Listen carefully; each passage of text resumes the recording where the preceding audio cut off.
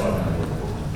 Soy nacido, criado en San Lorenzo, en la familia uruguaya, y desde los 8 años andaba por la escalada, las balanzas, además de la educación formal mía. Mi educación tuvo gran parte dada por entregadores de puertos y de libros. Entonces, tiendo a explicar las cosas con lenguaje vulgar. Dicho eso, no. O sea, puede ser que digan cosas no muy académicas. Bien. Vamos a tratar de meterlo el tiempo. ¿Cuánto podemos hablar? No, peligrosísimo eso. Va a tener café con leche con medialuna de choripán. Son las 8. Bien. Tenemos tiempo. Bueno, bien. ¿Cómo están? ¿También quieren despabilarse del baño y arrancamos o no? ¿No? ¿Estamos bien? Está bien. Mi parte es hablar un poco del cultivo de maíz. Después del panorama que vimos anterior, ahora vamos a fingir demencia y vamos a hacer cuenta que no pasó nada con la chicharrita. ¿Qué haríamos en un año que no pasó nada? Bueno, yo te conozco. ¿Cómo andás? ¿Todo bien? ¿Cómo te llamas? Alejandro. Bien. Seguramente de la biblioteca nos conocen.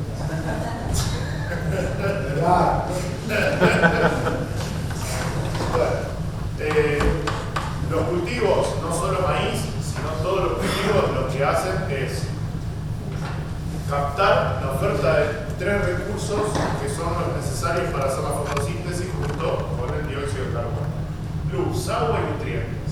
Nosotros tenemos que tratar como productores de capturar estos recursos y usarlos eficientemente. Si lo vemos desde el punto de vista del híbrido, podemos decir que el rendimiento es el ambiente, la oferta ambiental, el híbrido que elegimos nosotros y la interacción que hace ese híbrido con el ambiente. Bueno, ¿qué tan importante es cada uno de estos factores? Vamos a hacer unas apuestas, a ver si lo saben. ¿Cuánto influye el híbrido en el rendimiento? Porcentaje. ¿Cuánto porcentaje del rinde es atribuible al híbrido? Haber elegido el híbrido. 20. ¿Quién da más? ¿Menos? 10. ¿Vos? 20. ¿Vos? Y acá en Ramallo no se sabe porque la costa del Paraná no llueve nunca. Salvo este año que tuvimos un cosechón de maíz, 4 o 5 años. Bueno, pero ahora sin llorar, como dicen los ¿qué porcentaje? Yo te hablé en serio. No, híbrido. ¿Cuánto le asignaría por híbrido? 30, 40, 50. Bien. Si no 50 por allá. más. Lo decepciona un montón. El híbrido solamente en un año normal es el 2%. La interacción del híbrido con el ambiente, un 3%, un 12%, un 15%. Y el resto es todo ambiente. Ahora fíjense, eso es un año normal, 2015-2016. Ahora fíjense esta campaña. Ganó muchísimo el híbrido, muchísimo, porque si pasamos de 2 a 8, si querés. Y pasamos, bueno, más o menos se mantuvo igual, la interacción con el tipo de ambiente es un 10%. ¿Por qué creen que importó más el híbrido en esta campaña? Comportamiento diferencial a la chicharrita. Pero aún así, pasamos a tener el 70%. Y otra cosa, me salieron más para el empuje los ensayos. Fíjense el error, 3% contra 14%. Lo básicamente es que las diferencias entre repeticiones no dieron mal entre ensayos, ¿verdad? Los volúmenes de los generaban. Entonces, de acá podemos sacar. No, maíz de primera. Nosotros tuvimos problemas con chicharrita de maíz de primera. Las siembras de septiembre no tuvieron problemas, pero las siembras del 27 de octubre ya tuvieron problemas.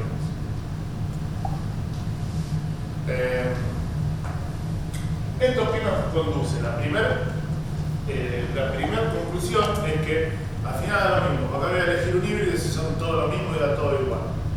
Error. Lo lo que primero deberíamos considerar es qué es ambiente.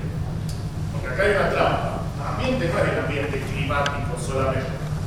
Es el ambiente que explora el cultivo. Y eso también lo modificamos nosotros. Por ejemplo, hay una parte que no tallamos, que es esta. Las cosas que tenemos que manejar, la oferta de radiación no la podemos modificar. Las precipitaciones, aunque nos gustaría, no la podemos modificar. La temperatura tampoco. La presión de las plagas no las podemos modificar. Lo mismo con las enfermedades y la maleza. Lo que nos da el año no lo podemos modificar. Ahora, ¿qué sí hacemos nosotros que modifica el ambiente que explora el cultivo y que también está dentro de ese 80%? La fecha de siembra, la práctica de manejo más importante de todas, porque es la que mayor impacto tiene, fecha de siembra, el lote que elegimos o el que disponemos, la fertilización, qué nutriente, con qué fuente, en qué momento, en qué dosis, y el arreglo espacial, la densidad y el espaciamiento entre surcos. Todo esto se mete en la bolsa del ambiente. Entonces, el peso relativo de todo esto, por supuesto que es mucho más que elegir un híbrido. Lo que hacen los híbridos es habilitarnos a explorar ese ambiente más o menos eficientemente. Por ejemplo, si estamos en algo muy grave, como una tolerancia a bicho, estos eventos que decía un víptera contra uno normal, contra un convencional, o con un flin convencional, poner un víptera, poner el tardío, obviamente el peso del híbrido entre esos dos comparando es muchísimo. Pero en realidad no estás hablando del híbrido, estás hablando de un evento. ¿Se entiende? ¿Por qué también nos da poquito el híbrido? Porque nosotros en las redes de ensayo comparamos solamente los mejores. Entonces lo vamos a dejar un poquito más adelante. Lo importante es que el ambiente es lo más determinante del rendimiento, el ambiente que explora el cultivo. Y para hacerla bien fácil se la explico acá. Esto es un chancho que se nos escapó en el libro. Les podría decir que es un ensayo que hicimos, pero me estaré mintiendo. La verdad, se nos escapó un pedazo sin aplicar. Fíjense, el mismo híbrido sembrado en la misma fecha, con la misma fertilización, y tuvo lo mismo de todo esto: radiación, temperaturas y precipitaciones. Lo único que varió fue el índice de residuo. Bueno, pero eso hace dos ambientes diferentes. Esto va a explorar un ambiente y esto va a explorar otro ambiente. ¿Se entiende? Cuando diga ambiente de ahora en más, cuando diga ambiente de ahora en más, significa el ambiente que explora el cultivo, no solo lo que el cultivo. Esta es una frase que no es mía, tampoco sé de quién es, algún día lo vamos a citar, no sé para quién dijo esto, pero me encanta. La agronomía es el arte de llenar baldes con agujeros. Nosotros, de todos esos recursos que dije que tenemos que capturar, no vamos a poder capturar el 100% de ninguno. Se nos va a escapar. Se nos va a escapar nutrientes, se nos va a escapar la radiación, se nos va a escapar un montón de cosas. El manejo nuestro es tratar de que esos huecos sean lo menor posible. Y una vez que tapamos todos esos, vamos a ir a buscar. ¿Qué nos da el tamaño del balde? La práctica de manejo más importante, la fecha de siembra. ¿Por qué? Porque es la que nos va a poner el periodo crítico del cultivo en un ambiente. Nuestro objetivo con la fecha de siembra es poner el periodo crítico en un ambiente con la mayor cantidad de oferta de recursos, con el menor riesgo climático posible. Ahora, ¿cuál es el periodo crítico del maíz? ¿Vos lo habías dicho? ¿No? Bueno, gracias. Pero el periodo crítico del maíz, ¿lo saben? ¿Cuánto es? Más o menos.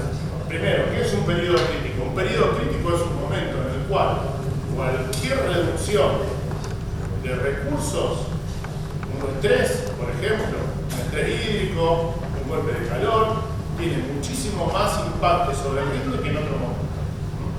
Es especialmente crítico que en este momento no le pase nada malo al cultivo.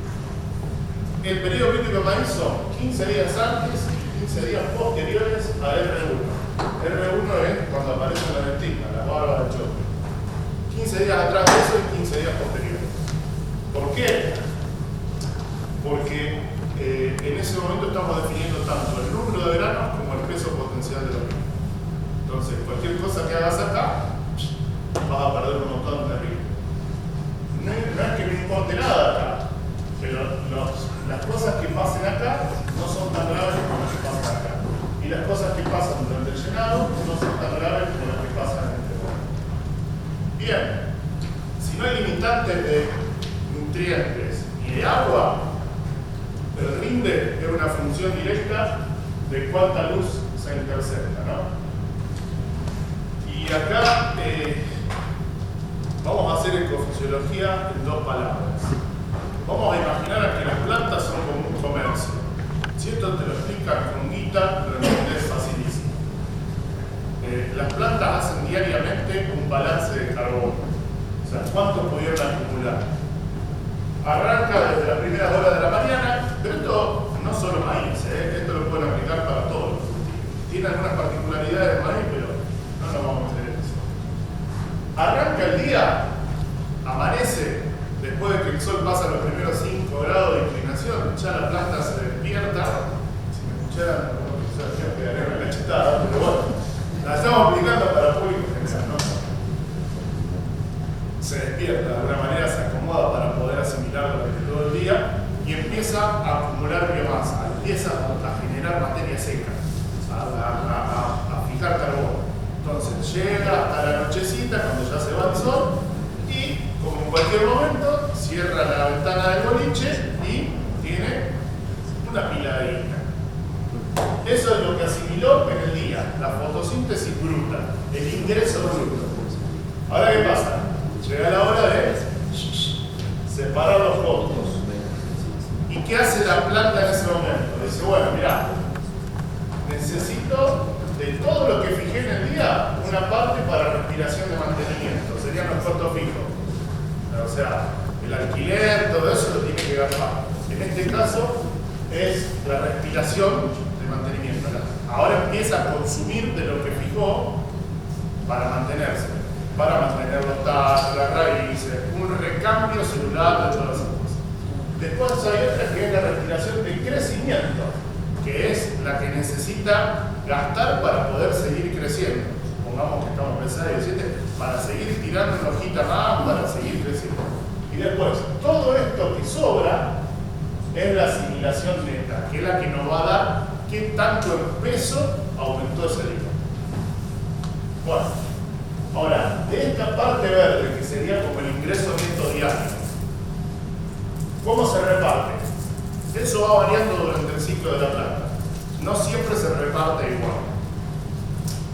O sea, le sacamos los costos, esto es lo neto, y lo neto lo vamos a repartir a los diferentes órganos de la planta. Si estamos en el inicio del periodo crítico, más o menos B14 hojas, cuentan a ras del suelo que ya a esta altura debe haber tenido por lo menos 4 o 5 hojas y empiezan a contar 14 hojas más o menos a esta altura. En ese momento la planta piensa, ya sé que no piensa, me parece el fantasma del profesor de fisiología. Las plantas no piensan, pero sin pensar, hagamos cuenta que piensa, dice, bueno, la porción verde esa que me sobró, va primero a tallo y hoja. ¿Por qué? Porque el cultivo quiere expandirse, le da todos los asimilados para que saque nuevas hojas y para que los tallos se estiren. Si me sobra, le voy a mandar a la panoja, que está creciendo por adentro del cogollo y está apareciendo. Y si me sigue sobrando, le voy a dar a las espiguitas que están formándose en la parte de abajo de la vaina, en toda la vaina que tenés. Alguna después termina siendo la principal, pero en ese momento, si sobra, en primer lugar lo manda a tallo y hoja, después a panoja y después a espiga. ¿Qué ejercicio tenemos que ir pensando?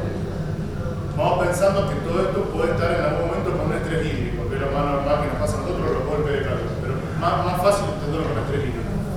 ¿Qué me va a hacer el estrés hídrico? Me va a achicar la barra verde esa de sobre la rodilla. Entonces, esto no lo puedo afectar. Si tiene suficiente, tallo y hoja.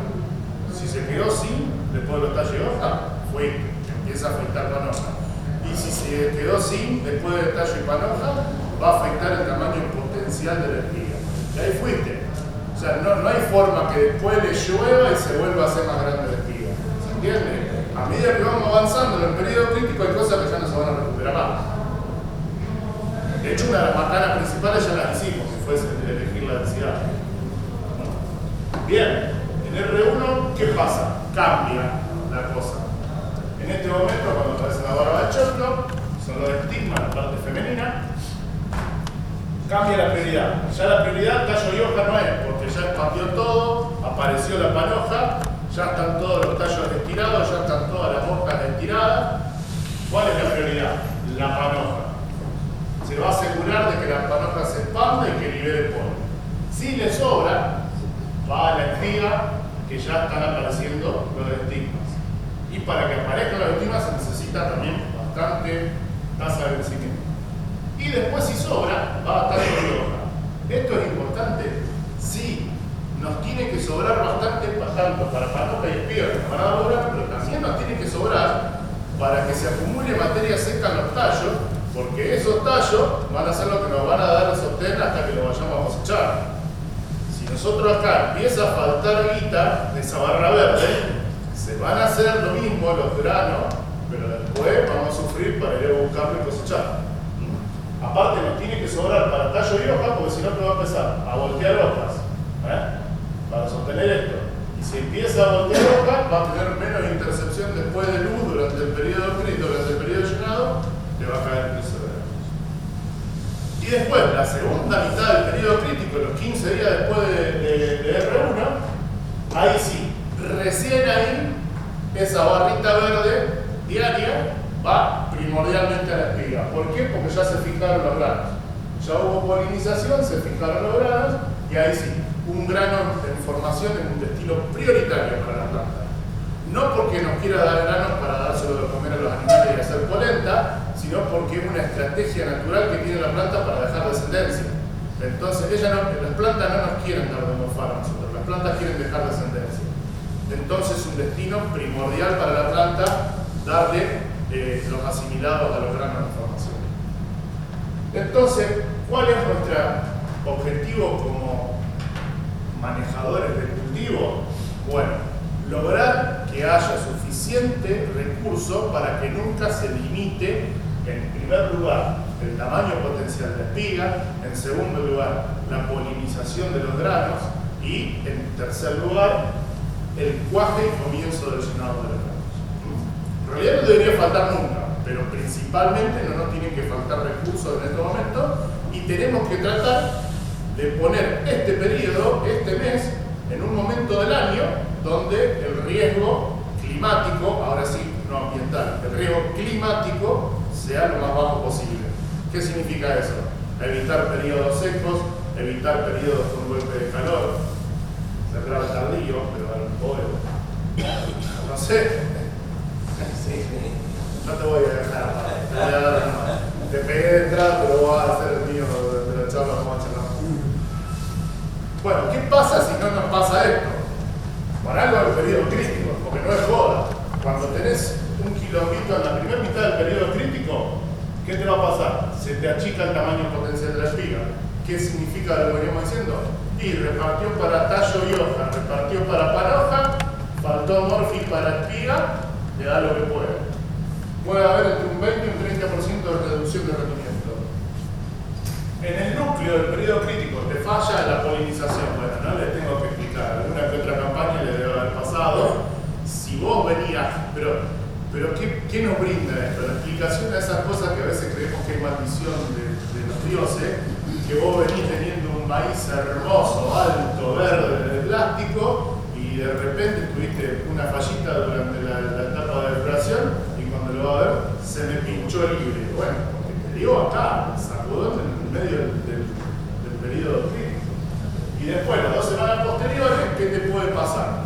Ya, ponele que venía bien, hiciste un tamaño potencial alto de espiga, hiciste una cantidad suficiente de grano como para que venga todo bien, te pegó un golpe de calor en el cuaje, o te pegó un estrés hídrico en el cuaje, y bueno, los de arriba pueden abortar, los granos de arriba pueden abortar, y hasta R2, de R2 a R4 se aborta. Desde R4 en adelante, desde la mitad del periodo llenado en adelante, lo que pasa es que perdés peso. Acá está dicho, para que me gasto y se recurre. Si te pega la segunda mitad y se queda corto de asimilado, la planta va a abortar los granos de la punta. Y si está en la mitad del llenado de grano, de R4 a R6, lo que tenés es una caída del peso del grano. ¿Cuál es el componente de rendimiento más importante de cualquier cultivo de los que hacemos nosotros, hasta de cártamo si hicieran también. ¿El número de grano o el peso de grano? ¿Qué es más importante? Muy bien. Unánimemente. No, el que dijo peso no. El número de granos. El componente más importante de todos los cultivos extensivos que hacemos nosotros es el número de granos. El peso no es que no importe, pero es un componente menor comparativamente. Entonces, toda nuestra práctica de manejo apuntan a número de granos. El peso tiene implicancias incluso en los nutrientes. Los maíces que apoyan más su rendimiento en peso que los que apoyan, a ver, que se entiende, siempre el número de granos más importante, pero hay híbridos que tienen grano más pesado y por ende apoyan más el rendimiento en peso de grano que otros híbridos. Esos híbridos que apoyan el rendimiento más en peso de grano tienen una consecuencia sobre el manejo de nitrógeno, por ejemplo. Sufren más quedarse cortos de nitrógeno durante el periodo de llenado de grano que los otros. Entonces ahí tenemos que manejar bien la densidad y manejar bien el nitrógeno, porque van a sufrir más que otros. ¿Quién te va a decir eso? Y bueno, supuestamente el semillero. Ambiente. Ahora vamos a ir medio rápido, porque si no sí se nos va a hacer para la una de café con leche. ¿Qué pasa cuando vamos poniendo las diferentes fechas de siembra? Y en contexto de esto vamos a hablar de siembras de primera, porque es lo que vamos a tener que hacer la mayoría. Esto es qué tanta radiación hay a lo largo del año, ¿no? Típicamente es una campana. Tenés un poco menos en invierno, la máxima del verano, y después se cae.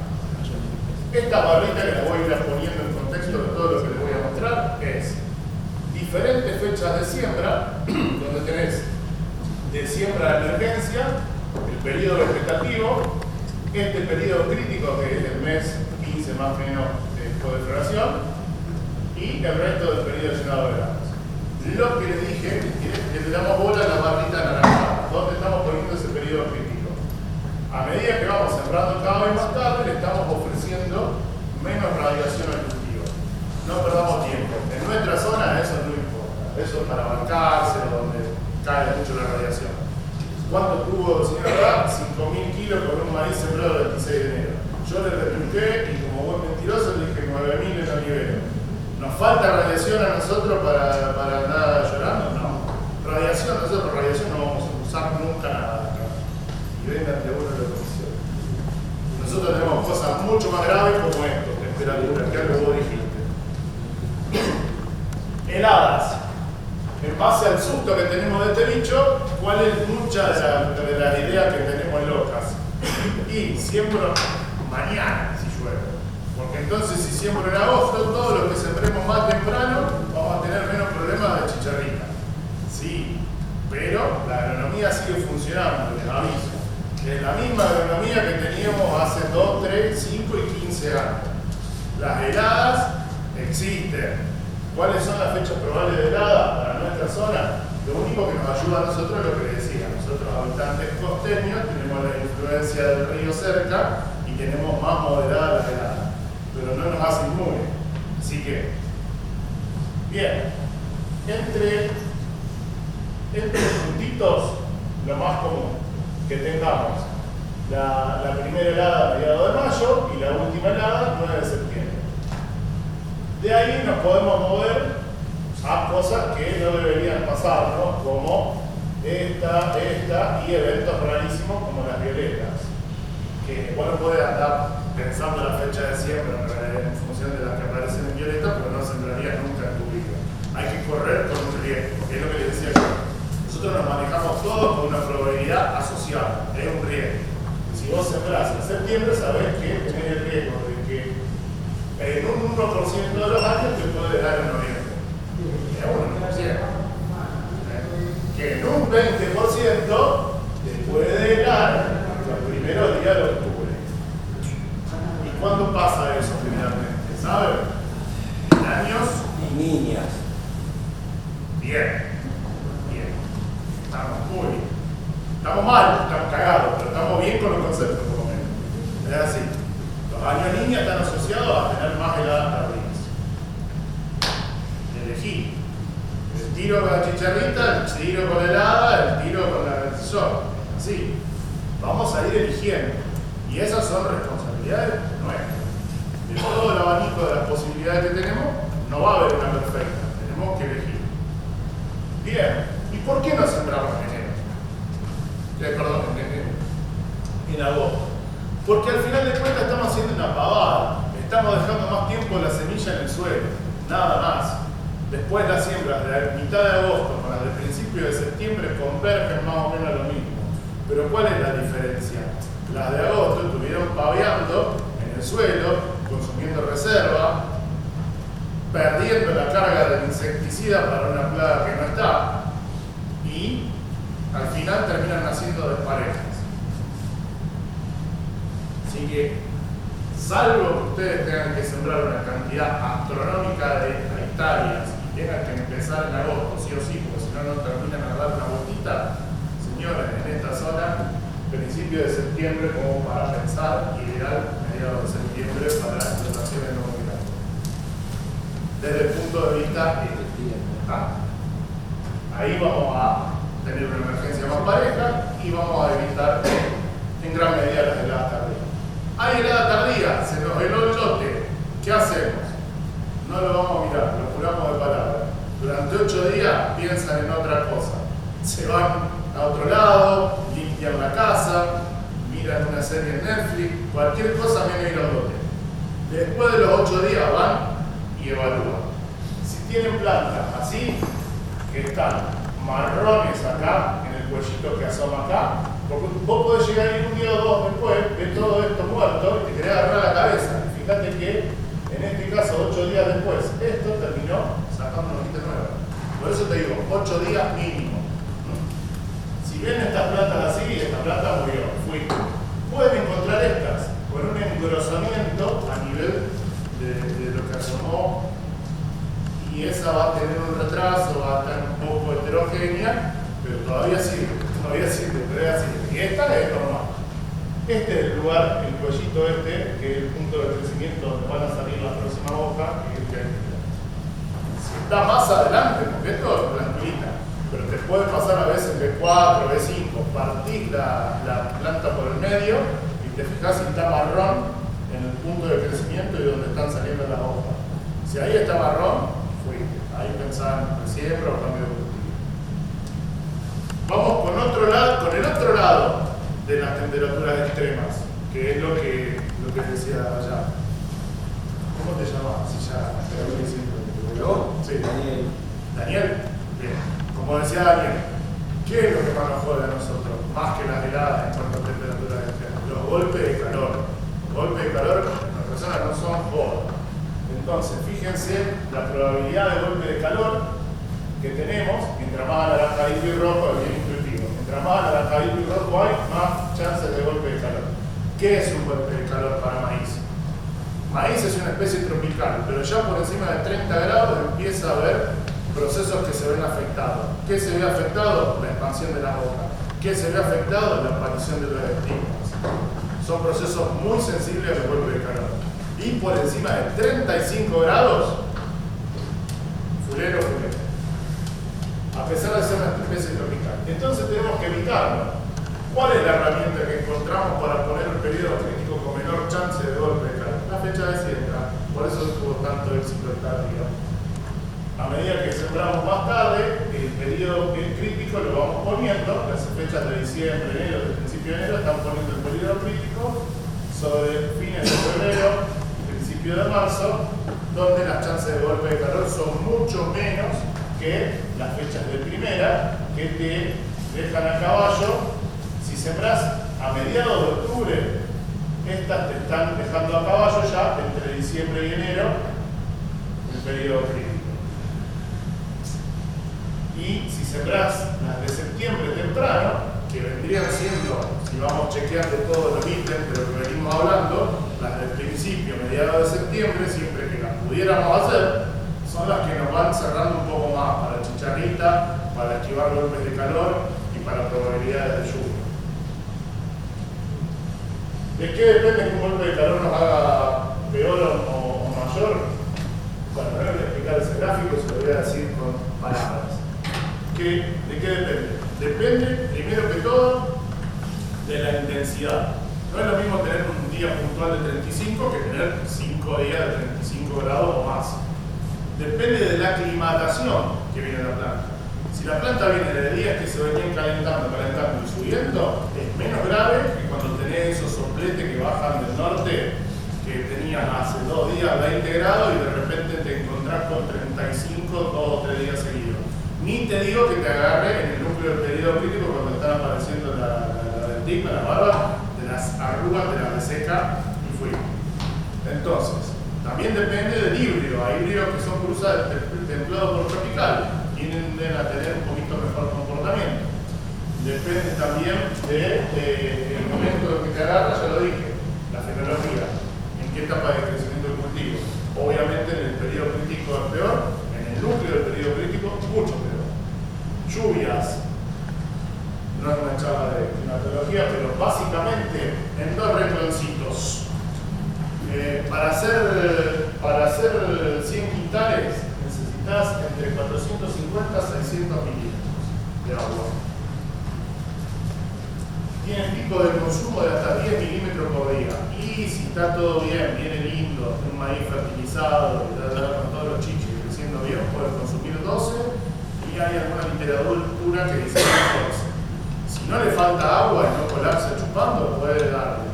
Pero bueno, esto es un número bastante bien, redondo, 10 milímetros por día. ¿De qué depende el consumo? De cuánto demanda el ambiente. Días con humedad relativa baja, le piden más agua a la planta y al suelo, vas a gastar más agua para hacer la barrita verde esa que hablábamos hoy al principio. Cobertura del cultivo. Si yo tengo un cultivo con cobertura, voy a perder más agua a través de la planta que por el suelo. Y eso es lo ideal. Nosotros queremos que toda el agua que se vaya del suelo se vaya porque la planta la transpiró. Porque si está transpirando, está fotosintetizando y la está haciendo juntar biomasa. Y la disponibilidad de agua del suelo, por supuesto. Pueden chupar agua y gastarla hasta que le dé el suelo. Más allá, no, es como tomar un mate. Sobre el final de tomar un mate, te va a costar mucho más por extraer el agua. La planta le pasa lo mismo. Bien. ¿Cuándo llueve? Y bueno, las de septiembre temprano tienen buenas chances. Ya cuando te vas de mediados de octubre en adelante te estás jugando un poquito. Las de noviembre tienen menor chance todavía. Y las de diciembre tienen mejores chances porque te ponen el periodo crítico en un momento donde en general llueve. Que eran las antiguas lluvias esas que teníamos fines de enero, principios de febrero, que a veces hasta eran medio dañinas también porque se relajaba el cielo y caía todo junto. Bueno, eso. Esto fue alterado bastante con los años, pero bueno. En fin, seguimos con que dentro de todo, las del principio de octubre, de septiembre andan bien. Y acá con un semáforo. Esto es medio caprichoso. Probabilidad de precipitaciones mayores a 20 milímetros. ¿Por qué 20 milímetros? Y por una lluvia de 20 milímetros, si vos ves que te está apretando una seca, por lo menos te da 15 días de changuilla para la próxima. Una cosa así. Una cuenta de verduleros, nada de la economía de la verdad. Pero bueno, fíjense, el periodo crítico, esto sería dónde cae el periodo crítico de las fechas de siembra. La de septiembre, bastante bien. La de octubre, ya les decía, queda a caballo entre diciembre y enero. Las de noviembre, rojo.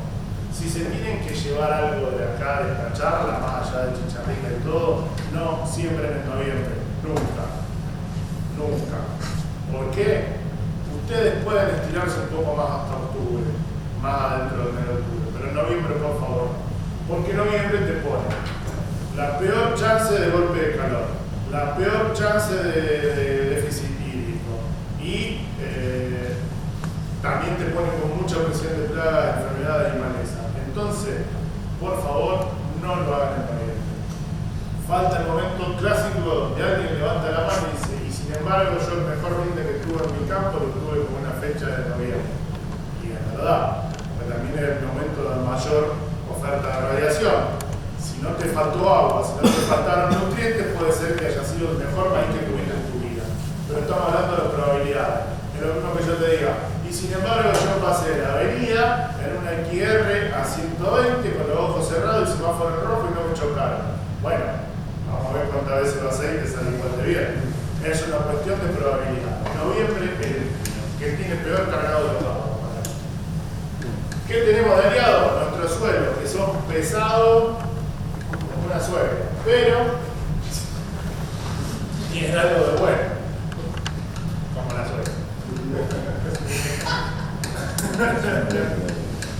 Ese suelo arcilloso del que tanto renegamos también nos ayuda a conservar agua. Yo con esto de la chicharrita y de esta charla de maíz estoy viviendo en un Logan, estoy viviendo más en un Logan que en mi casa, recorriendo todo el país. Y si nosotros renegamos a nuestro suelo, chicos, no saben todo lo que hay en los otros barrios. Hay cosas que le digo, hay que medir agua a los 2 metros. Me dice, acá no existen 2 metros. Acá tenemos una maceta así. Bueno, y entonces, ¿cuánto retiene agua el suelo? No, acá no retiene. No, acá. Ya lo último, ya en el norte de la Patagonia, acá no hay suelo. O sea, es una herramienta importantísima tener un suelo con un horizonte arcilloso que nos mantiene el agua. Los arqueoles, por ejemplo, que son los típicos suelos nuestros, en su estado prístino, es decir, antes de que los toqueteemos nosotros, podían guardar 300 milímetros de agua en el suelo si hubo recarga por la lluvia. 300 milímetros, ¿qué dije yo? 450, 600, vamos a hacer la cuenta de verdulero, la mitad del agua que necesita todo el ciclo de maíz lo puede tener guardado en el suelo. Si llueve. Es un montonazo eso, no sé si saben, pero en el mundo eso no existe. No solo en el resto de Argentina, en el mundo no existe eso. Y tampoco son tan pesados como los de nuestro vecino del Chaco de enfrente, que ahí son mucho más pesados en Entre Ríos y en Vertisole, donde directamente cuando hay seca se te abren una grieta que cae la pata entera adentro. Es el celular. ¿A qué celular? La rodilla puede meter a veces los años de estos niños. Aprendamos a manejarlos, ¿no? Pero es lo que decía vos, que haces cada tanto un paratil. 4 o 5 años. Pero no sé si tiene que ver con el rendimiento. 30 años hacemos 50 superficies más. Como que te autopercibís Iowa. No, pero llegar al suelo, lo está diciendo vos, no de punta, priorizar la rotación, porque encima están perfilados. Por eso una K470 que un maíz del siglo. Igual sigamos con lo anterior, estás en el 2%, pero está muy bien. Complementa todo lo que estás diciendo vos. Por eso yo te digo por qué. Bueno, ahora, ¿cómo podemos hacer para maximizar que esto es lo que dice él? No la pavada que dije yo de Iowa, pero sí, rotaciones del cultivo. Por eso era tan importante que haya vuelto el maíz con todo esto que ahora está en jaque, porque no sé si se acuerdan, hasta hace muy poco yo tenía que dar charlas de maíz, me dejaban en el fondo hasta que terminaba de dar 34 charlas de soja y decían, y bueno, maíz, como para calmar las culpas de que hacíamos todo un mar de soja. Bueno, la importancia del maíz es haber entrado en la rotación, darnos estabilidad de rendimiento, aportar materia orgánica, darnos cobertura, que no es joda eso. Lo puede hacer el sorgo, sí, pero tiene problemas después con la venta. Entonces ustedes saben que no es lo mismo hacer sorgo que maíz. ¿Qué es mucho más fácil? ¿Hacer 50 quintales de sorgo o 50 quintales de maíz?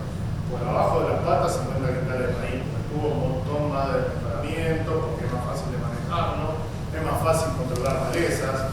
Entonces el maíz en los sistemas productivos es vital, sobre todo porque nos permite esto, nos permite generar una estructura que pueda hacernos que este almacén, que es un regalo de la naturaleza, lo podamos usar bien. Disculpa de vos, una que tienes una alrededor y una alrededor. Sí, ¿cuánto me llueve?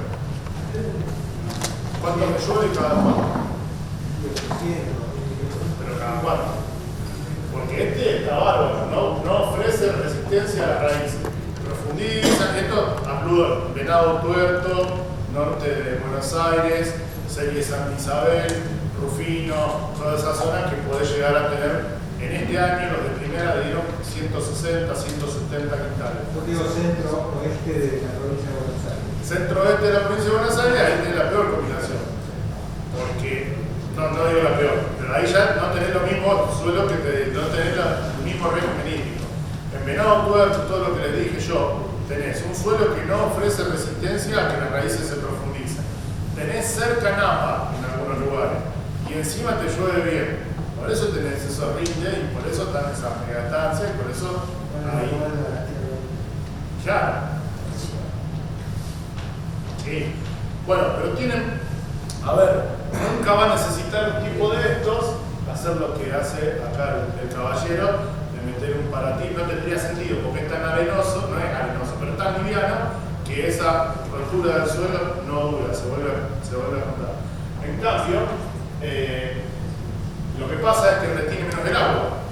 Acá, si vos no tenés problemas graves de estructura, que lo tenemos todos, esto entra y se almacena. En esto entra y se pierde más rápido porque lo retiene menos al agua.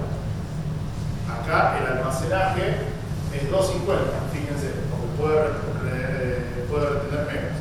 Pero las raíces no tienen problema para explorar el suelo. Si te llueve seguido, esto es lo mejor. Si tenés napa, esto es lo mejor, el trabajo. Pero esto no lo tenemos, así que por eso te lo decimos. Bien, esto es que vamos a transpiración y los días desde que nació el cultivo. ¿Qué tan rápido se consume el agua del suelo? Una fecha de diciembre y una fecha de septiembre. Si yo siembro en septiembre, esos 300 milímetros del suelo los va a consumir en una cantidad mayor de días. R1 acá el núcleo del periodo crítico y ahí en azul donde empieza el periodo crítico. O sea, como hay menos demanda del aire, el tiempo es más húmedo, si lo querés pensar así, tarda más en consumir ese agua, en perderse ese agua hasta el verano. Si vos sembras en diciembre, con calor, con temperatura, ese agua se pierde más rápido. Pero ¿qué pasa? ¿Por qué andan bien la fecha de diciembre? Porque también no llueve más, en general llueve más. Entonces, es lo que le da la estabilidad a la siembra del jardín. Si te llueve bien, a ver, la estrategia debería ser, para estas latitudes, si te llovió bien en el otoño, recargaste el perfil, si tenés buena perspectiva, siembra de primera, lo más temprano posible sin ser agosto. Eso sería. En un mundo ideal sin chicharrita y donde tenés un perfil cargado. Pasa que eso nos pasa rara vez y cada vez menos frecuentemente. Por eso nos volcamos al tardío, no porque somos fundamentalistas. Bueno, ¿cuánto estamos hoy en día? Estamos secos arriba, pero abajo todavía hay agua. ¿Cómo se sabe eso? Y te podés entrar acá y mirar, y si no, lo que sería ideal, algo que cada vez es más frecuente en la zona núcleo. En la zona extrapampeana la mayoría hace esto porque el que no hace esto ya se fundió. Es medir qué cantidad de agua tengo en los 2 primeros metros del suelo. ¿Por qué? Porque eso me va a dar la posibilidad de presupuestar. Si yo ya sé que necesito 450, 600 milímetros, sé cuánto tengo en el suelo y sé que me lo pasé de largo, pero sé que tengo un contexto de año niña, no lo quería asustar tanto. Y sé que tengo un contexto de año niña y tengo el suelo seco, ¿y qué tengo que ser? Parado para sembrar a pesar de todo eso. Pero nosotros no estamos acostumbrados a manejar. Nosotros estamos acostumbrados a manejar autos sin tablero. Así manejamos los lotes. O sea, no sabemos cuánto tenemos de gasolina en el tanque. Decir, pero si voy acá nomás, o igual. Y a veces capaz que te queda corto, a veces capaz que no te llueve, a veces capaz que no hay una estación de servicio en el camino para poder cargar si te prende la luz. Sobre todo se lo digo porque el Logan es generoso, pero tampoco. Y yo muy acostumbrado al sur de Santa Fe, que cada 20 kilómetros tiene un pueblo y una estación de servicio, te entré a mandar a La Pampa y aunque no sabes, no hay una estación acá. Me tomé un recreíto parado en la ruta hasta que me mandó. Ni hablar la Patagonia. Encima nosotros por INTA tenemos que cargar sin IPF, entonces dije, cargan la próxima IPF. Bueno, con los cultivos nos puede pasar lo mismo que si son técnicos del INTA que no salen mucho de la zona de cultivo. Pues decir, y tengo 3/4 tanque, tengo que llegar, tengo un 1/4 tanque, tengo que llegar. ¿Cuánto tenés guardado en el suelo? No sé, pero llovió bien este otoño. Llovió tanto, asumimos que lo que llovió entró en el suelo, que esa es otra. ¿entendés? Es decir, ¿cuánto llovió? 120 milímetros. ¿Cuánto entró de los 120 milímetros? Tenemos un horizonte superficial compactado que lo que llovió escurrió, o tenemos un horizonte superficial que tiene raíces o que estuvo explorado por una rotación de cultivo y infiltró. Asumimos llovido como ingresado y se pueden pegar unos chascos bárbaros con eso, sobre todo nosotros que tenemos suelo pesado y se sellan rápido arriba. Por eso es importante que tratemos, en la medida de lo posible, de empezar a tener estos servicios en la zona y bancarlos. No son tan caros y nos dan una información valiosísima para presupuestar qué agua tenemos para afrontar la campaña. Sumado al pronóstico, ahí tenés la viabilidad de hacer o no la fecha de siembra que estaba pensada. Otra cosa, ya que van a pinchar el suelo, no les va a dañar para nada hacer un análisis de suelo. Los análisis de suelo son importantísimos porque nos permiten ser eficientes en los recursos que hablábamos, ¿en qué? En los nutrientes. Y los nutrientes hay que ponerlos, y los nutrientes si hay que ponerlos hay que comprarlos. No los voy a dejar aparte, les voy a mostrar algo rapidito. Algo bueno, bonito, barato. Barato no, gratis. Este negro corriendo, ahora es Profesor Correndo de la Universidad en Canadá, que es uno de mis pocos amigos que está en Canadá, pero de verdad, en el barrio mío te dice, ¿dónde está Fran? En Canadá, pero es otro Canadá. Este no, este está en Canadá en serio. El profesor de la Universidad de Huel, el negro que hizo, agarró todos los ensayos de dosis y respuesta de nitrógeno en maíz que podía encontrar en Argentina, los metió en una zaranda y sacó la recomendación para toda Argentina de diferentes ambientes de cantidad de nitrógeno en el suelo y qué probabilidad de respuesta y cuándo lo tenés que poner. ¿Qué tenés que hacer? Entrar a esa dirección de cosas. Yo previamente a esto, lo hicimos acá con Sergio, entramos acá y le pusimos más o menos una... No, ¿cómo me van a decir no para...? No me dijeron así. Olvida. Con eso es. Está cargado. Por favor, que me cargue la respuesta y no me pase lo que pasó a un tipo en un congreso de selección. ¿Te acordás? Cargó otro tipo de página. No, por un pendrive. Sí, puso un pendrive que tenía reproducido automáticamente y justamente mostraba algo de reproducir.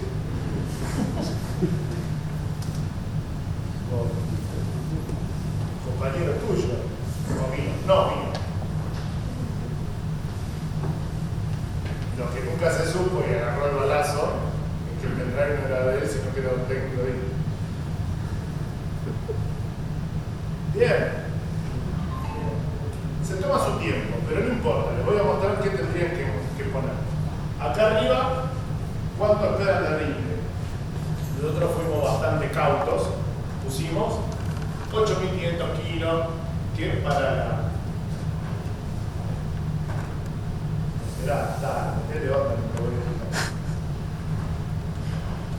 pusimos 8.500 kilos, seleccione textura de suelo, arcilloso, porque no existen muy arcillosos, si no le vamos a poner muy arcilloso. Arcilloso, nitrógeno de nitratos en presiembra, de 0 a 60 centímetros. Esta no la podés inventar. Esto viene de un análisis de suelo, que es lo único que te pido. Hacer análisis de suelo de 0 a 20. Te lo pide de 0 a 60. Le casi me escucha Saragirti, ¿no? Saragirti es el experto de nutrición de cultivo que elabora con una libera. Él estaría muy en desacuerdo de lo que le voy a decir. Hasta lo dije, ahora lo digo. Si no van a hacerlo, lo ideal, mundo ideal, lo hacen de 0 a 20, de 20 a 40 y de 40 a 60.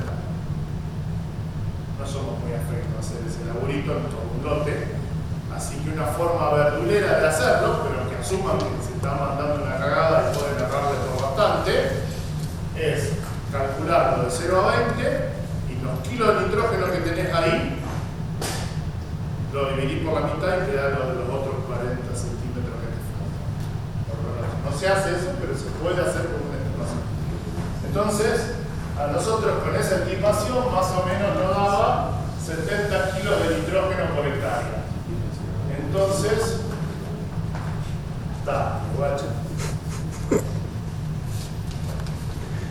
Si no, vamos a poner el ejemplo que está ahí en la presentación. Pero bueno, te va a dar esto, una curva. Ah, y otra cosa, porque es muy importante, el costo del nitrógeno y el costo y cuánto está el grano. Entonces te va a dar la dosis óptima económica que maximiza la guita, por eso está acá el signo dólar. La más baja maximiza la guita. La siguiente es la dosis óptima económica de disponibilidad, o sea, te cubre lo que necesita el cultivo. Después está la otra que es la dosis óptima agronómica, que te cubre la probabilidad de respuesta. No vas a tener limitante de nitrógeno. Y la ideal sería la dosis óptima, la dosis para construir fertilidad en el sistema. Que esa no la usamos. Más o menos de lo que habíamos visto nosotros con él era que nos daba. No, hoy está perrísima. Bueno, ahí está. 22 kilos de nitrógeno, no era. Ni se lo imagino. Pero nos daba algo así como 300 kilos de urea. 300 kilos de urea. Para 8.500 kilos de maíz. Pero no digan, no, yo no puedo pagar eso. No, porque era la dosis con el precio de la urea y con el precio del grano. O sea, cubierto está. ¿A qué voy? No importa tampoco sacar esto porque no charla de fertilidad. Pero sí que están disponiendo de herramientas buenas, calibradas localmente y que son gratis. Lo único que tienen que pagar ustedes es el análisis de suelo. Y a veces ni eso, porque las aseguradoras, algunas de ellas están ofreciendo un análisis de suelo gratis para ustedes. Entonces, estimados, no hay excusa para manejar los autos sin tablero. Arreglo espacial. Vamos a otra encuesta. Agarramos un híbrido de 1950. Ya estoy cerrando. Bien. Agarramos un híbrido de 1950, el de los primeros que salieron en Estados Unidos. Y agarramos un híbrido que salió el año pasado, el más polenta, de Bayer, de Forteva, del semillero que ustedes quieran. Ponemos una sola planta, y acá está el truco. Una sola planta del híbrido viejo y una sola planta del híbrido nuevo. Por planta, ¿cuál rinde más? ¿El viejo o el nuevo? El viejo. Una para el viejo. El viejo. Voces femeninas. Bien. Están todas equivocadas. Tampoco es el nuevo. Rinden igual.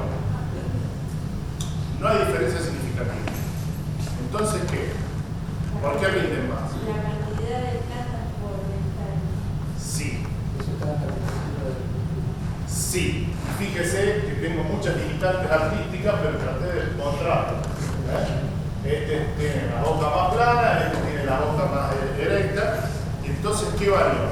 Si más o menos rendían todas lo mismo por planta, ¿qué valió? La cantidad que podemos meter por hectárea. Este se ponía 30.000 plantas, una cosa así, y este puede llegar a poner 140.000 plantas y aún así va. Eso, ya nos vamos a hacer cargo de eso en este momento, para no decirlo más adelante. ¿Cuál es la mejor distancia entre surco para maíz? La que tenés en el cabezal. Déjense de joder, se me da una cagada mucho más grande que para andar diciendo la distancia entre surco. Ya está. Tema totalmente resuelto en la charla. ¿Qué cabezal tenés? Esa es la distancia entre surcos. Cuando resuelvan todo el resto de la charla, charlamos de distancia entre surcos. Olvídense. ¿Qué pasa cuando tenés baja densidad? Entre las plantas no compiten, no comparten ni agua ni luz ni nutrientes. Cada planta expresa su mayor potencial de rinde por planta.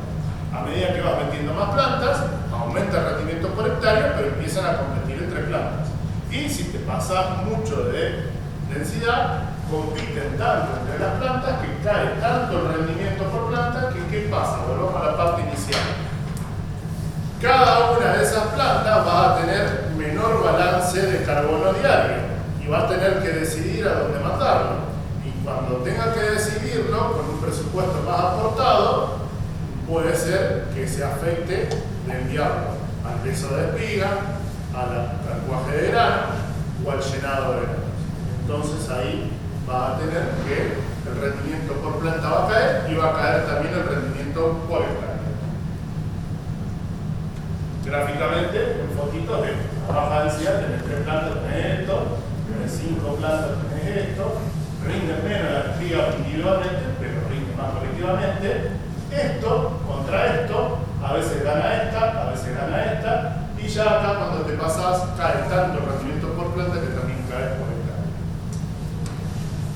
Esto no lo voy a torturar, pero simplemente les tengo que decir que los híbridos modernos son buenísimos.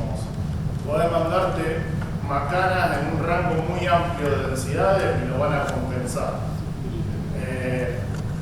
Yo hago ensayos de densidad por híbrido todos los años y muchas veces entre 60 y 100.000 plantas no tenés diferencia de ritmo, sobre todo si el año es bueno. Uno sube un poco más de peso, otro baja el número, otro con el coso, otro con el... Pero ojo que hacer rinde no es lo mismo que cosechar. Vamos a pensar esto. Vos tenés que los dos cultivos van a rendir 100 quintales, pero uno está sembrado con 120.000 plantas y el otro está sembrado con 60.000 plantas. No importa. Los dos tienen en el lote 100 quintales.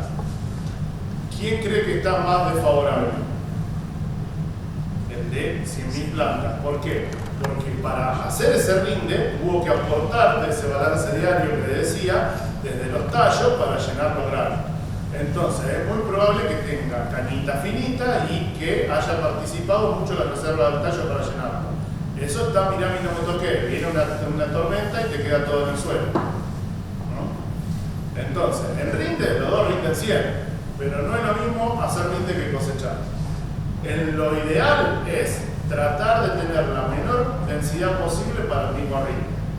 O sea, claro, hay que predecir todo eso, pero hoy en día los semilleros tienen muy bien finito todo eso. Al tipo que le compras el híbrido le preguntas ¿qué densidad? Y el tipo te tendría que preguntar ¿cuánto nitrógeno le vas a poner? ¿Qué lote tenés? ¿En qué fecha de siembra? Y con eso lo armás. Parece muy complicado, pero no es lo que está. Vamos a saltear un poquito esto. Un maíz parejo es un maíz que rinde.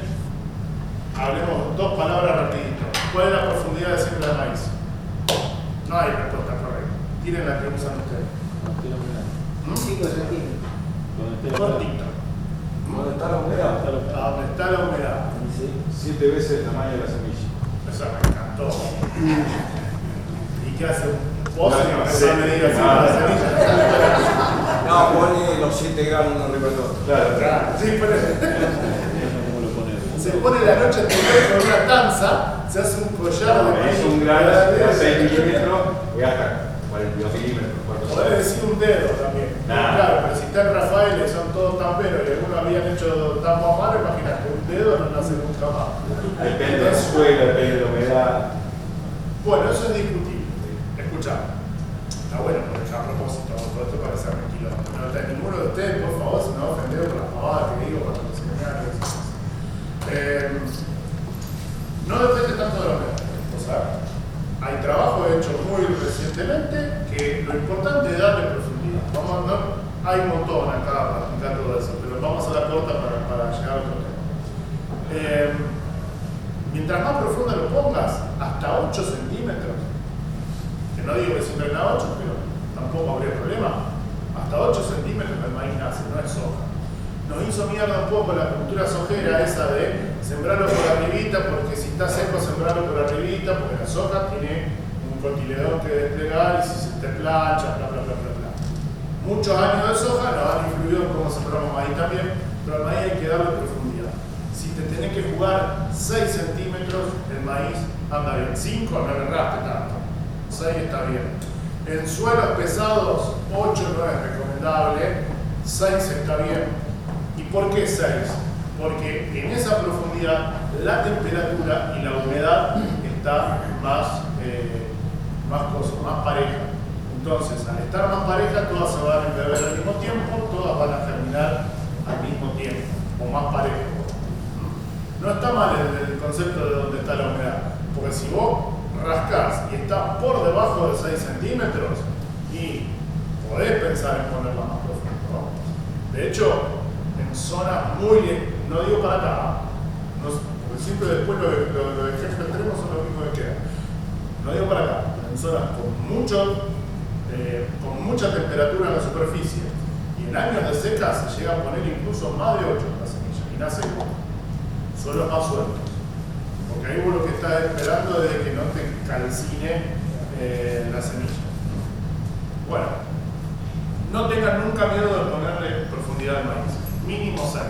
Y ahí vamos a andar. Y después de haberles contado de que ustedes regulan bien las placas, entonces esto es su situación y nunca esto. ¿Por qué? Porque si tenés desuniformidad, te va a pasar esto. Plantas dominadas y dominantes. Las dominadas, como Ángel Di María, que no quiso venir a central, rinden menos que el resto, y la dominante, que crece al lado, y que vos decís, bueno, pero esta puede compensar esto. No, comprobadísimo que no. Por más que esté al lado una más gorda que rinde más, el maíz rinde más cuando está parejo, no cuando tenés una gran proporción de plantas dominadas y dominantes. ¿Cuánto podés perder por cada centímetro? Bueno, por cada centímetro de incremento en el desvío puede ser 62, 120 quintales, podés redondear, podés perder un quintal por hectárea por cada centímetro de desvío entre semillas. Espaciamiento entre surcos, ya está. El gran Alfredo Cirilo, de Pergamino, que Dios lo tenga en la gloria, te lo hubiera resumido como lo acabo de decir, de cabeza. Eso es lo que se determina el espaciamiento. ¿Hay casos puntuales? Sí, lo vemos con el chorro y me viene una pregunta. Cuando terminamos todo esto, ahí vamos a buscar el híbrido. ¿Y cómo van a ver? Esto no es la forma de elegir híbrido. El que me entra a la plata. Ustedes se ríen, pero hay gente que da elegido así. Habría que elegirlo por potencial de rinde o por estabilidad. ¿Qué información tienen ustedes para elegir híbrido? Las redes. La red de INTA, en este caso la red de Oliveros. Yo soy el coordinador de la Red Nacional de Maíz, desde Trelew hasta Tartagal y desde San Luis hasta Misiones. Y tratamos de que en todas las zonas del país haya información de INTA sobre el comportamiento de los híbridos. Y a ustedes les llega esto, que va a ser la red, en este caso, la red del norte de Buenos Aires, que la coordina la Nacional de Galicia desde Pergamino, y van a tener esto, muchas localidades, la lista de híbridos, y cuál rinde más y cuál rinde menos. Ahora que estamos con el espíritu olímpico, muchos ven a esta tabla como esto. El primero, segundo, tercero, cuarto son los que sirven y el resto, nada, ni en el medallero. No es así. Fíjense que, por ejemplo, en la red de Oliveros, entre el primero y el último, hubo 23 quintales de diferencia. Que para ustedes es mucho, pero para la estadística no tanto como para decir que un híbrido es diferente de otro. Y si sacamos todo por el gaucho, entre esto y esto estaban en 17. 17 quintales para 40 híbridos no es una diferencia para decir este es muy superior que el otro basándonos solamente en los números de eso. Hay que buscar otras cosas que nosotros evaluamos. Esta es la red que les decía. Esta está desde Trelew hasta Tartagal y desde Tibizarao hasta Cerro Sur. Cerro Sur. Y ella, Luciana Galicia, que es la coordinadora de la red del norte de Buenos Aires y además es la que coordina el programa de mejoramiento de INTA, que está también repartido por todo el país. Nosotros hacemos algo más en los informes, que es mostrarles estos gráficos que no vamos a poder explicar ahora, pero que hablan de la estabilidad y del rendimiento. A ver, de acá para allá, mientras más número tenga, es menos estable un híbrido. Y desde la naranjada para arriba, están por encima de la media. ¿Cuáles son los híbridos que nos gustan a nosotros? Los que están por encima de la media porque rindieron más que el promedio. pero a su vez los que están del azul para acá porque son híbridos estables. Como ven, hay un montón de híbridos estables con buen rendimiento. Todas las empresas tienen uno o dos, por eso tampoco es que el híbrido es tan importante. Y después tenemos algunos pingos como este, que es inestable, pero rindió más que la media. ¿Ese es bueno o es malo? ¿Qué es que un híbrido sea inestable? Vamos a empezar por ahí. Un híbrido estable, a través de todas esas localidades que vimos, rinde más o menos siempre lo mismo. Es estable. Un híbrido inestable y rindió muy bien en un lugar y en otro no tanto. ¿Ese híbrido es bueno o es malo? Hay que encontrarle novio, le digo yo. Si vos sabés de dónde anduvo bien este, claro, ¿en qué ambiente anduvo bien esto? No me quise meter en esa discusión, pero no es lo que dijiste vos, ambiente. Porque nosotros informamos por localidad, te va a aparecer Ramallo. Pero Ramallo no es Ramallo, la fecha de siembra esa que hiciste en Ramallo, en ese suelo de ya en Ramallo, con la lluvia que tuviste en Ramallo. Muchas veces Ramallo del año pasado tiene nada que ver con el Ramallo de este año. No hay como para ponerlo, pero está muy bien lo que dijiste vos, en ese ambiente. Entonces, si yo sé cuál es el ambiente en el cual este anduvo bien, ¿a cuál lo voy a mandar? A ese tipo de ambientes. Ponele que hablábamos de los apludones. Eso ahí es donde a veces se nos va para bien en inestabilidad. Hay híbridos que son que la rompen, que son un buen nicho de grandes ambientes, ¿no? Entonces te sale primero el Rufino y en la zona medio frontera nuestra, del Rivero y de Coso, anda a mitad de tabla para abajo. ¿Dónde tenés que sembrar ese híbrido? En ambiente de buena rendimiento. Esa información te la da la red, la hacemos nosotros. Y acá, rapidito, ¿por qué un híbrido rinde más que otro? Le erró el tiro. Por ejemplo, longitud de ciclo ante un evento. Un golpe de calor. Poner un híbrido en 550. La gran mayoría de los híbridos nuestros, 120, 123 de valor relativa, y el 50, 979 que hablábamos, que yo decía que era bianual. Para ejemplo, ¿no? Entonces, lo sembramos todo el mismo día y cae un golpe de calor. Al cortito lo agarró acá. Podés tener problemas en el cuaje y el peso de los granos. A la gran mayoría de los híbridos del mercado lo hubiera agarrado en el núcleo del periodo crítico, percha. Y al ciclo largo lo agarraba comenzando el periodo crítico. Solamente una merma de rinde en tamaño de espiga. ¿Cuál es mejor de estos tres híbridos?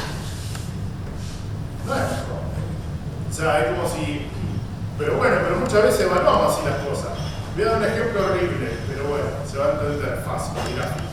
Entra un taradito de todos los yanquis que le gusta entrar a tirotear gente, ¿no? Y entonces, ¿cuántos se le compran aquí? Bueno, los 30 con un choripán.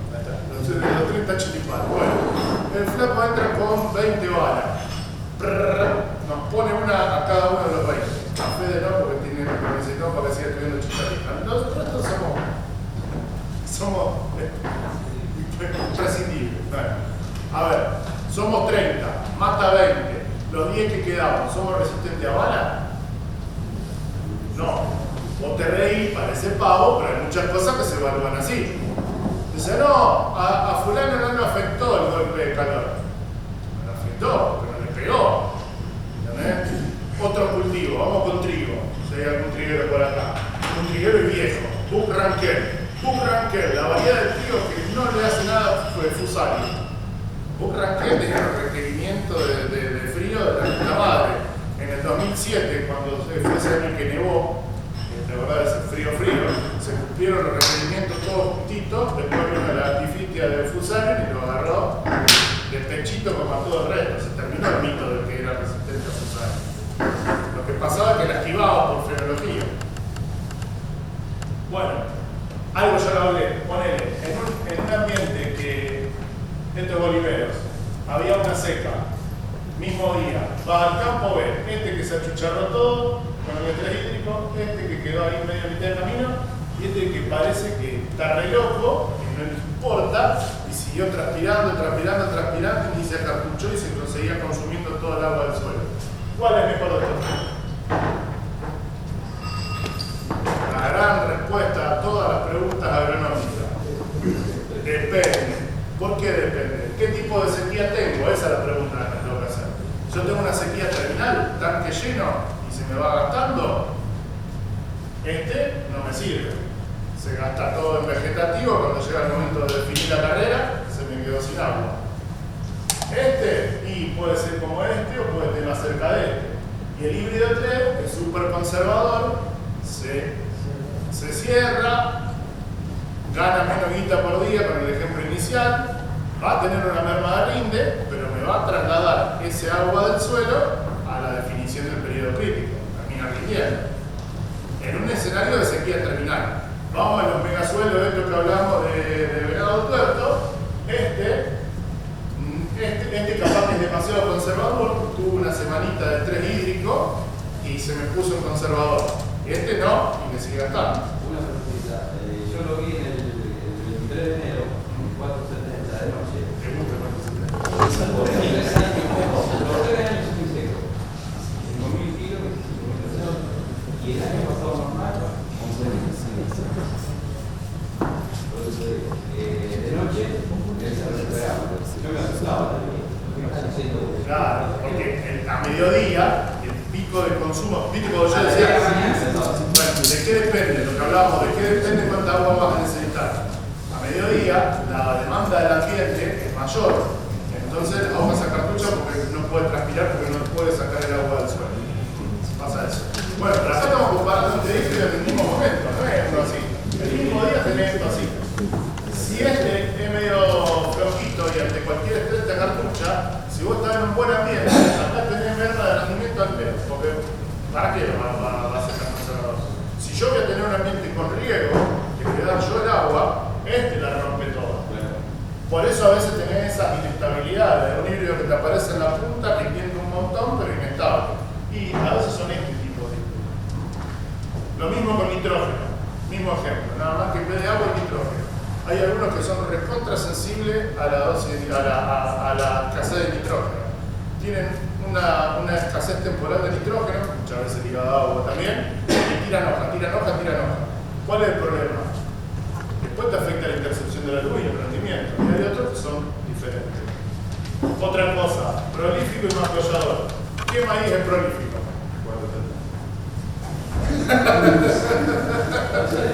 Y sí. Posta, aparte está acá. Mirá qué tan prolífico puede ser el 470. Este es el Abu González, que está en INTA Bordelave. Mirá la densidad que usan en Bordelave, ¿no? Un Falcon por esto.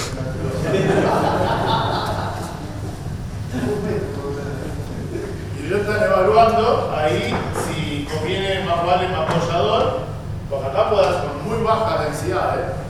A ver, ubiquémonos, estos tipos lo que les conviene es cada grano que pueden hacer y no lo tienen que traer en un flete, es ganado, ¿se entiende? Son otros objetivos. Entonces ellos están viendo si te conviene más un prolífico o un apoyador. Hay híbridos apoyadores que lo están usando en el mercado, a veces sirven, a veces no, pero lo que se sabe de los apoyadores es que ese apoyo que se hizo al cohete y no cuaja, no sería un costo para la planta. Sí te consumió agua en un momento que capaz que vos no querías consumir agua, pero no es un costo energético para la planta porque se puede removilizar muy eficientemente. Yo tengo que decir lo que dice la evidencia científica, no lo que dice mi corazón. ¿Está? Mi corazón, si está en desacuerdo, que hago un ensayo, si no que estoy de acuerdo con la evidencia científica. Bien. Y después tengo información complementaria, que esto puede entrar en las páginas, nosotros le medimos todo. Le medimos la prolificidad, le medimos cómo se hacen botas las cañas, sí o no, depende de las enfermedades. Medimos la tasa de secado para los maíces tardíos. ¿Qué maíz tiene buena tasa de secado? 4. Acá no tiene que, a nosotros dos tiene que ni acá y buena Es para el tarde. bueno, a ver, para ahí no saben, todo lo que sea 4 o 7 de acá viene de Valle. 7-6, también. 4-8 de genética de ellos. 500 de genética de ellos de frío. Bien. Tasa de secado, mirá, eso. Todos estos maíces le hemos medido tasa de secado. Plagas, acá está el señor. Enfermedades, la vecina del señor. Laburamos junto con Lucre para rollo, tizón y otras enfermedades. Micotoxinas también, para los que tengan animales, sobre todo cerdos, pollos. Y bueno, eso es todo lo que hacemos.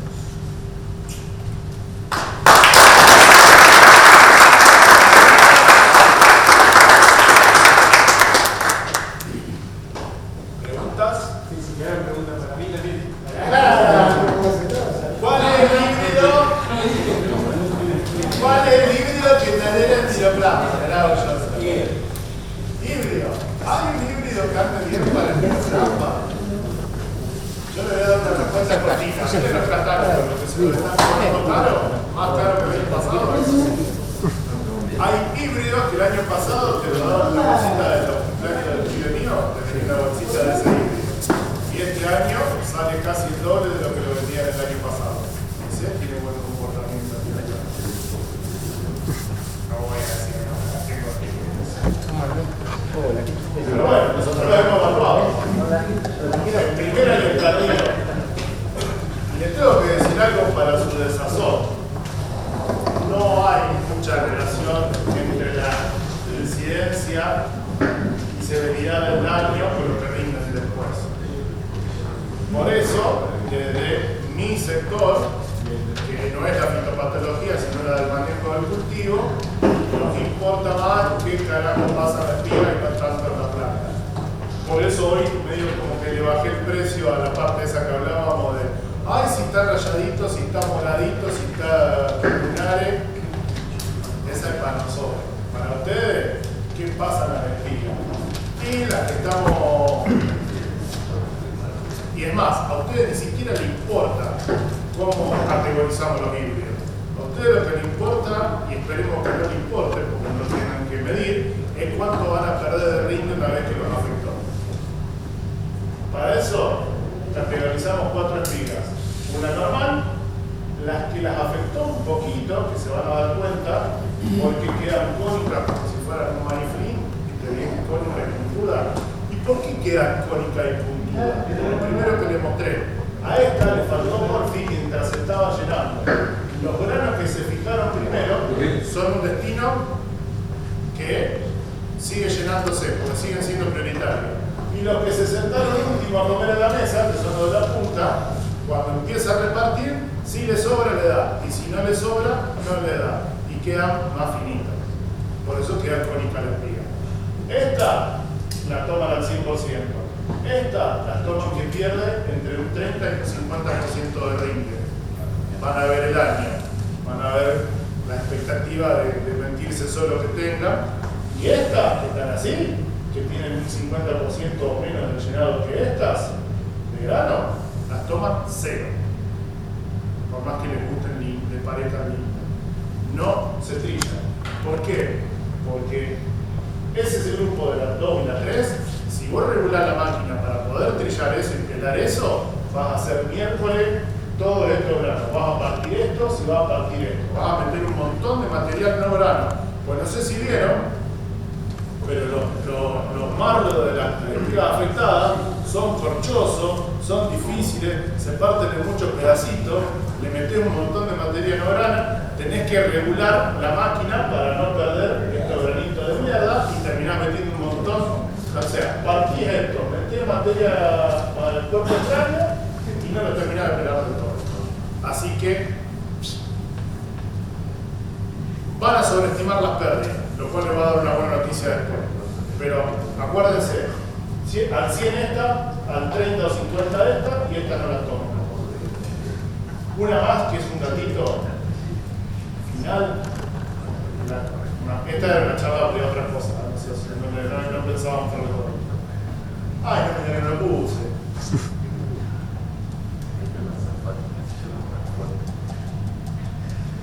No lo puse, esta no está charla.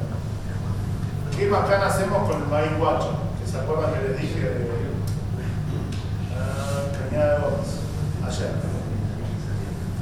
se me miren esto. ¿Qué capacidades? Porque a ver, para rinde, ya les dije que no sirven ni para botas ese tipo de espigas. Ahora, ¿qué capacidad de dejar guacho tienen esas espigas? Porque estábamos en el campo y uno dice, ¿Sí? Al principio. ¿Y cómo se resuelven las cosas? ¿Con me parece o con ensayo? Con ensayo. Con datos. Datos manda relatos. Están usadas esa frase. Bueno, agarré de cada una de estas espigas, de este tipo de espigas, y las hice test de germinación y test de frío. Y es más, agregué una, la 3 que, o sea, la grave, la que está hecha percha, que de pedo tiene el embrioncito y algo alrededor. Bueno, ¿sabes cuánto da esa? 64% de esas semillas terribles. Test de frío. Porque decís, bueno, está bien, te da el PG pero no te da el vigor. ¿Qué no te da? 40% de esa espiguita finita, chiquitita también germina. O sea que el problema también es siguiente, no solamente perdiste rinde, sino que está desparramando una cantidad enorme de guacho. Y ya me adelanté que lo que hablamos con Fede, control de guacho y estacionamiento de la siembra son las dos prácticas más importantes para todo esto.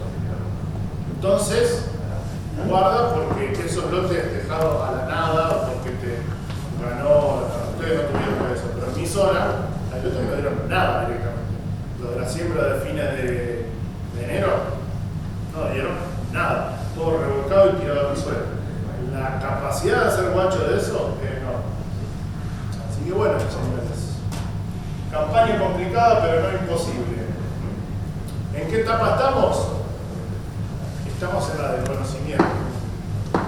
¿Qué tenemos? Toda esa tonelada de datos que le tiré yo y que le tiró él. Y el conocimiento es saber que el tomate es un fruto. La sabiduría es que no hay que ponerlo en una ensalada de fruta. Entonces lo que nos falta es eso. ¿Qué hacemos con toda esa pila de datos que tenemos ahora? El próximo paso es tener sabiduría.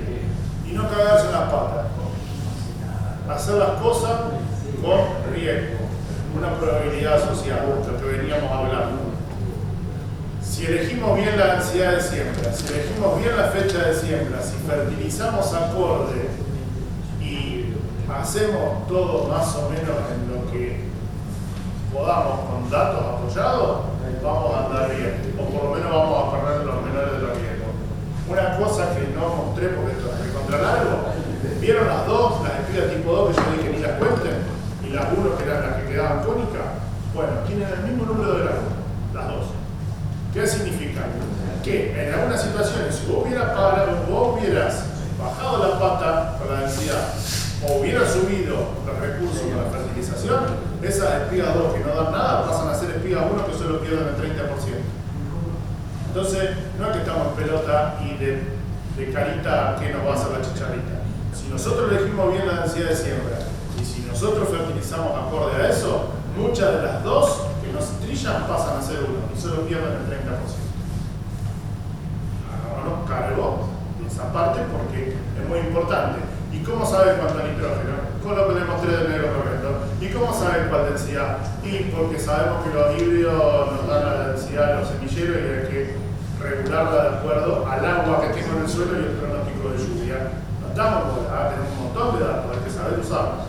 Y también sabe que a veces no nos da.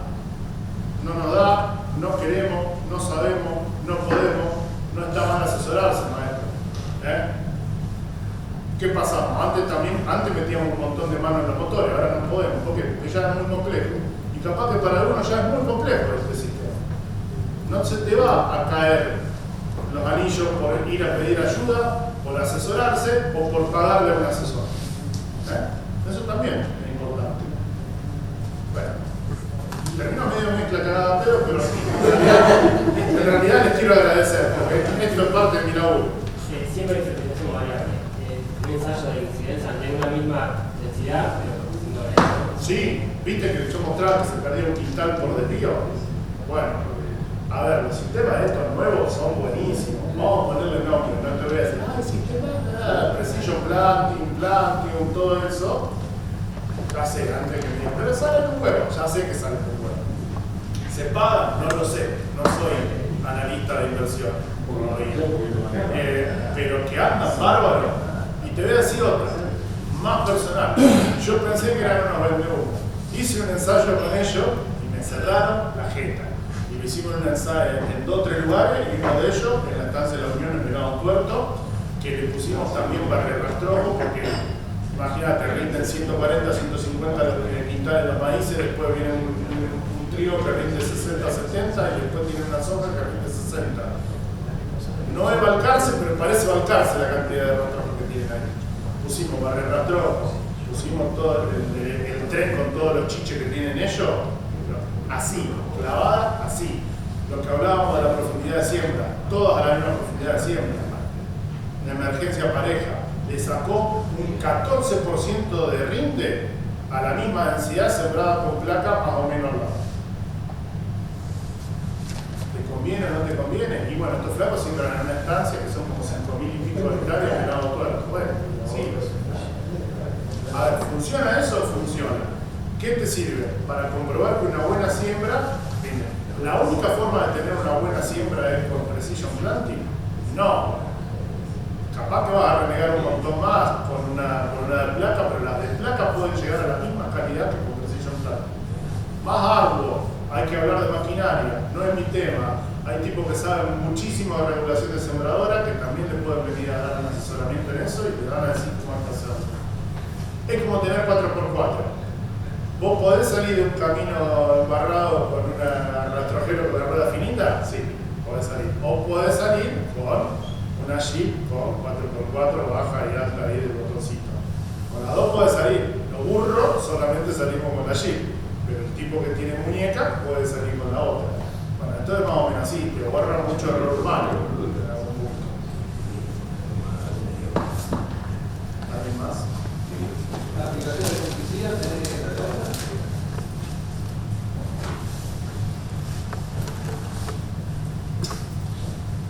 Voy a dar datos, no son ni de INTA ni míos. Aún cuando no hay enfermedad, la aplicación de fungicidas ha probado que da cierto nivel de respuesta. Me gustaría tener datos míos para decir otra cosa, pero yo no aplicaría si no tengo enfermedad. Para eso está la temporalidad. Depende qué enfermedad tengas, también depende qué principio activo vas a usar. Carboxamida, estrovirulina o tiazoles. Me da la respuesta, pero hay casos donde podemos llegar a necesitar aplicación de fungicidas, sobre todo para lo que es Roger y Son, las más importantes. ¿Hasta qué grado? Si pudiera entrar lo más tarde posible y partiendo de dos aplicaciones variando el principio activo sería la idea. Muchas veces estamos entrando demasiado temprano y después no tenemos la protección necesaria sobre el final del ciclo. Así todo, te digo, de que antes del fungicida seguramente hay 30.000 cosas para mejorar antes que el fungicida. La densidad, el nitrógeno, todo lo que hablamos. Si ustedes de acá salen diciéndome que voy a sembrar con la densidad adecuada en base a lo que me di de agua útil y el pronóstico de la lluvia, voy a fertilizar en base al nitrógeno, créanme que ustedes van a aumentar un montón la producción con solo esas dos cosas. Después eligen el híbrido de todos esos 40, 50 que quedaron en el cuadrante de estabilidad y rendimiento y si tienen todo eso solucionado, que lo fungiciden.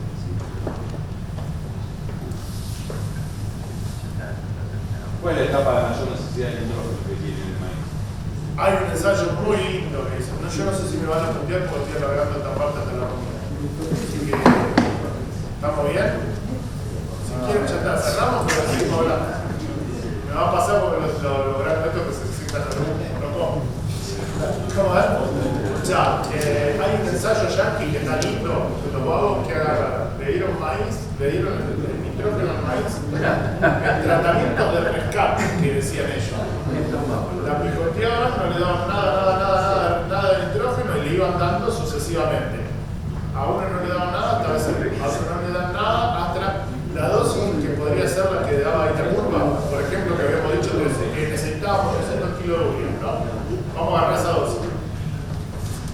Hasta B6 no le daban nada, le daban los 300 kilos de B6. Hasta B8 no le daban nada, y así sucesivamente. Hasta casi entrando en R1, no había diferencia con daba temprana. ¿Dónde está el tema? Entonces estos tipos lo que hacían era ponerla por riego subterráneo. Estaban probando el sistema, no una práctica de manejo. ¿Cuál es la conclusión de ese laburo? Mientras el maíz responde al nitrógeno hasta muy tarde. Pero lo ideal sería repartir la dosis. ¿Por qué? Porque Disculpame, responde al nitrógeno, pero vos estás echando urea. sí, Mal. claro. Y lo de estos tipos era como que era. Sí, sí, ya se trabaja. Estos tipos era heroína, se la enchufaban ahí y le daban toque, la dosis. Pero ahí está lo que decís vos. Fertilizante líquido, urea, volatilización. Hablábamos muy parecido a lo que decíamos de lluvia. Yo le eché tanto de urea, son tantos kilos de N. ¿Estás seguro que son tantos kilos de N? Eran tantos kilos de N en la tolva, no lo que entraba en el suelo. Lo posible tendríamos que incorporarlo, urea, si lo vamos a ver. Poliar urea es un programa bastante ineficiente. Qué bueno, repartir la dosis. ¿Qué sería lo ideal? Que vayamos todos los días con una cucharita a darle de comer planta por planta. No vamos a hacer eso. Pero pasar de una aplicación única a una aplicación dividida tiene su ventaja. Porque vos estás tirando, ponele esos 300 kilos de urea, se lo estás tirando una semilla que ni siquiera tiene raíces. Toda la lluvia que haya hace que se pierda esa dosis. Te podés quedar corto para más adelante.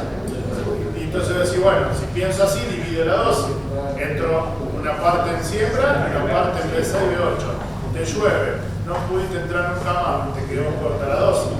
Agravemos con lo que dijimos de híbrido de grano pesado.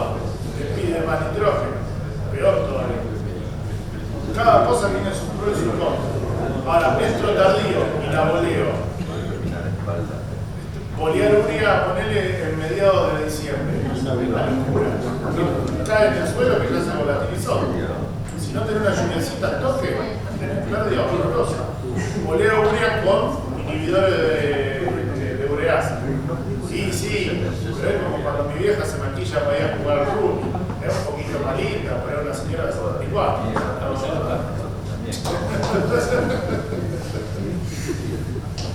Ya estamos con los choris, Facundo.